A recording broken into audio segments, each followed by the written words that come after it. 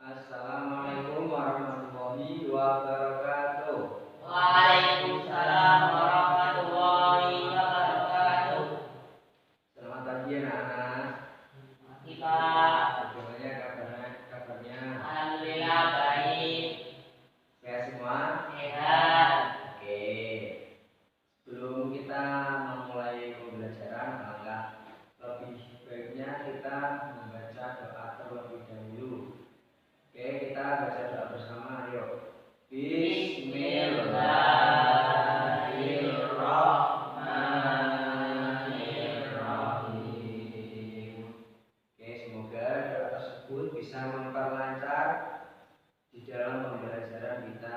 Amin ya robbal alamin. Oke, sebelum Bapak memulai pembelajaran, Bapak akan mengabsen sebelumnya. Oke. Muhammad Naufal Kiram. Hadir Pak. Muhammad Rifki. Oke. Nur Nuwari Mustafa. Iya. Oke. Sudah semua ya ini ya? Iya Pak. Oke.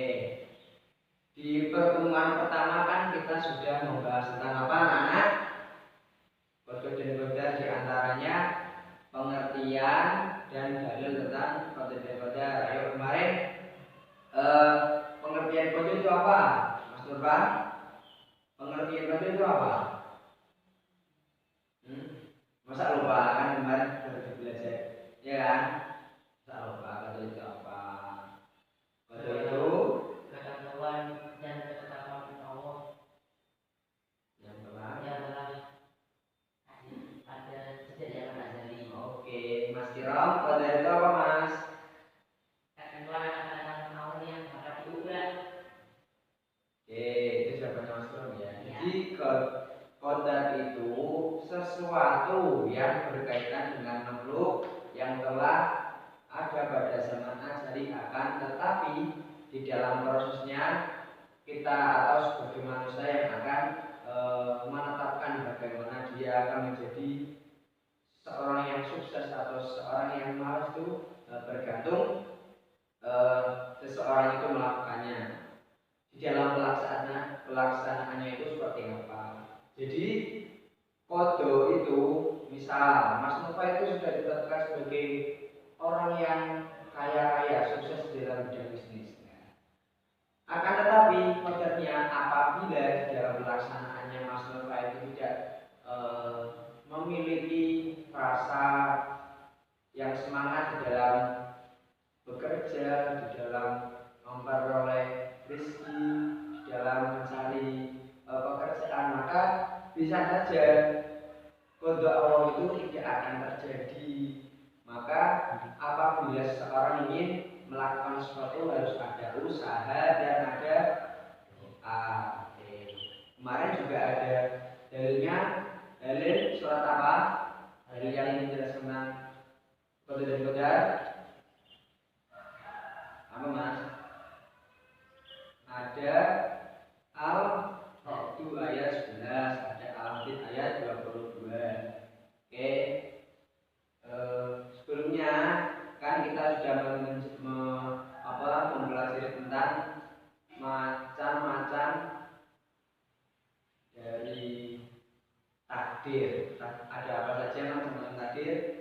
Takdir alat dan takdir mubrom. Takdir mubrom itu apa Mas Kiram? Yo, yang malas dipelajari. Takdir mubrom itu takdir yang pasti atau yang tidak bisa seperti mati, rezeki. Kalau takdir mu'alaq apa Mas Rifki? Takdir yang bisa.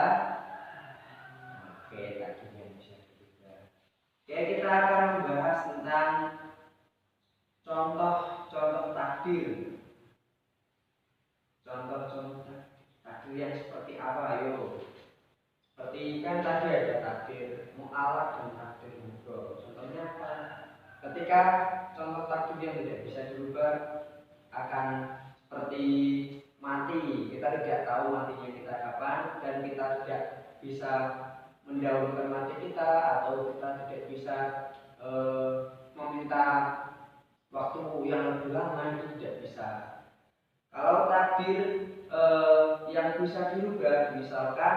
rezeki. Ketika kita mau berusaha, kita mau melakukan suatu pekerjaan, insya Allah rezeki itu pasti akan ada. Bagaimana orang tersebut di dalam pelaksanaannya, apakah dia mau berusaha atau tidak, nanti bisa mengubah takdir yang bisa ditentukan oleh Allah Subhanahu wa taala. Oke, selanjutnya ada perilaku-perilaku yang tercermin dalam kehidupan ketika kita beriman terhadap Allah dan Rasul. Yang pertama ada berusaha bersungguh-sungguh untuk mencapai keberhasilan atau ikhtiar. Jadi kita memiliki harapan atau impian. Nah, ketika kita beriman kepada Allah dan Rasul, harusnya kita tahu bahwa memang Allah sudah menetapkan kita itu akan menjadi seperti apa. Namun kita sebagai manusia atau sebagai pelaku, kita harus tetap berusaha. Yang kedua adalah menyerahkan segala persoalan kepada Allah Subhanahu wa taala atau yang disebut dengan tawakal. Oke. Yang ketiga ada bersyukur atas apa yang diberikan oleh Allah Subhanahu wa taala. Jadi kita memiliki apapun, ketika kita memandang ke arah yang lebih atau orang-orang yang lebih kaya, kita akan merasa kenapa orang itu lebih kaya daripada saya ya? Kenapa saya begini, saya begini? Itu tandanya kurang syukur. Karena apa? Karena di bawah kita ada orang yang lebih susah ternyata. Jadi apapun yang ada di dalam diri kita itu patut kita syukuri. Oke, yang keempat, ketika kita beriman kepada qadar, kita harus mencerminkan sikap taat atau melaksanakan apa? Melaksanakan perintah dan menjauhi larangannya. Oke. Di sini Bapak akan menampilkan foto. Nah. Oke, nanti.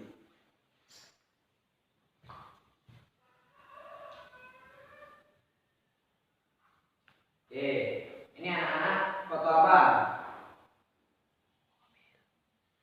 Kelihatan nggak?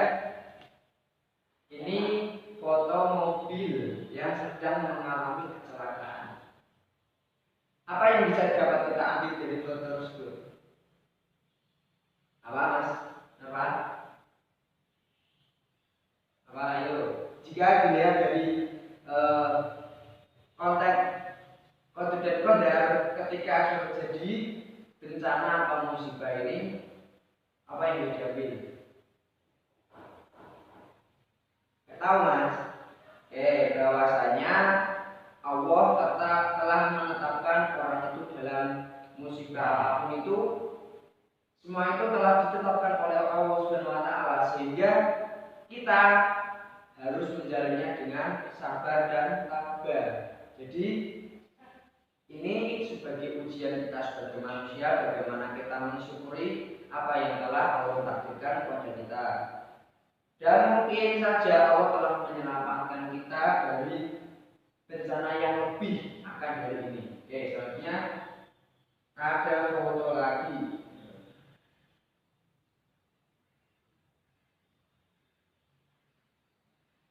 Gambar apa Mas Ram? Banjir. Apa yang bisa kita pelajari dari banjir ini? Yuk.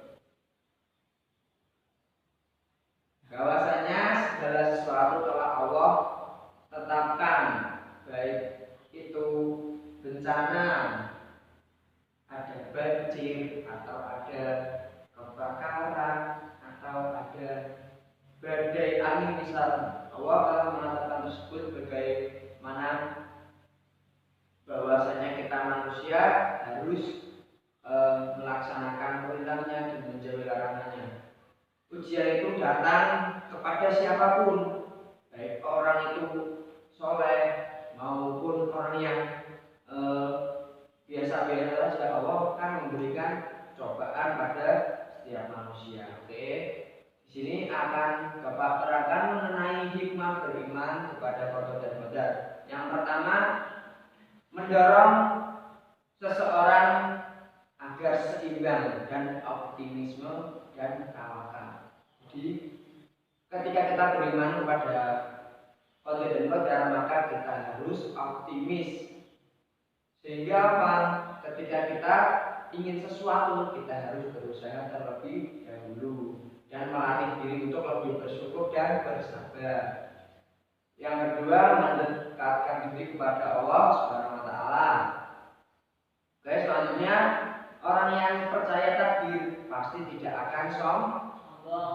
Karena apa? Allah telah menetapkan orang atau manusia itu pada tingkat kemampuannya sendiri-sendiri. Oke.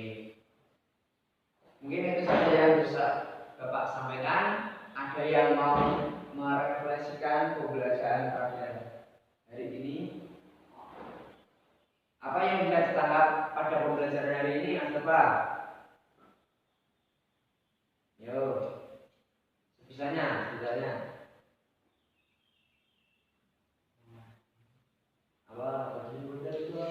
Apa yang bisa Mas Tepa ambil dari pembelajaran hari ini? Kita sebagai manusia itu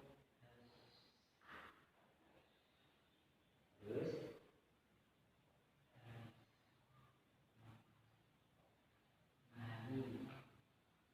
ini Allah.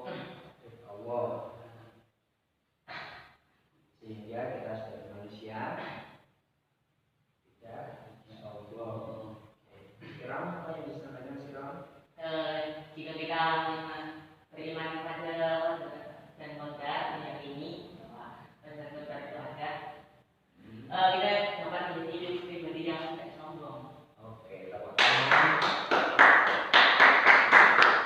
Oke, mungkin materi Qadar dan Qadar ini sudah selesai. Nanti kita akan membahas ke pembelajaran atau materi yang lain. Oke, Bapak akan pastikan bahwasanya Qadar dan Qadar itu ada, dan kita sebagai manusia ketika meyakini, ketika melakukan apapun, kita harus dibarengi dengan usaha dan doa. Bagaimanapun Allah telah menetapkan kita itu sebagai apa, namun kita tidak boleh mengurungkan diri sehingga kita bilang sudah takdir Allah. Maka ketika kita tidak melakukan apapun, sudah ditakdirkan itu salah, ya. Oke, Bapak tutup dari pembelajaran hari ini.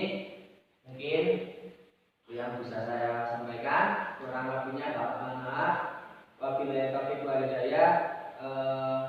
Oh iya, belum berdoa ya. Kita tutup pembelajaran pada pagi ini dengan bacaan Alhamdulillah bersama. Alhamdulillah.